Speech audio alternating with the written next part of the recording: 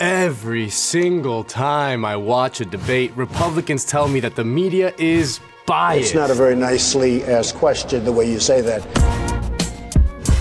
But the media does not, in fact, have a liberal bias. The real bias in media is much, much different. Recently, this CNN reporter, Jim Acosta, asked President Obama this question about ISIS. I guess the question is, and if you'll forgive the language, is why can't we take out these bastards?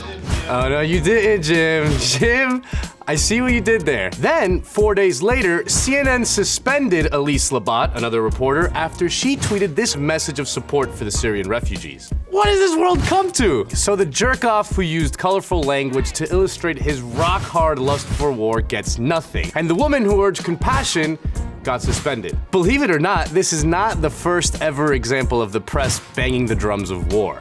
You may not remember back in 1898 when William Randolph Hearst almost single-handedly started the Spanish-American War through his New York tabloids, but you certainly may remember back in 2002 when that other yellow rag, the New York Times, published a series of stories linking Saddam Hussein to weapons of mass destruction, providing the key rationale for the Iraq War by the very same officials who fed the stories to the Times in the first place. When we're faced with horrible events like the Paris attacks or the mass shooting in San Bernardino, our basic urge is to do something. Bomb the bastards! Invade the bastards! Make the bastards pay. And if our media doesn't satisfy our desire for action, we tune them out. Because doing nothing feels unsatisfying or weak. I said let's make these bastards pay, you pussies! But more often than not, doing something makes matters worse, while doing nothing means taking your time and finding an actual solution.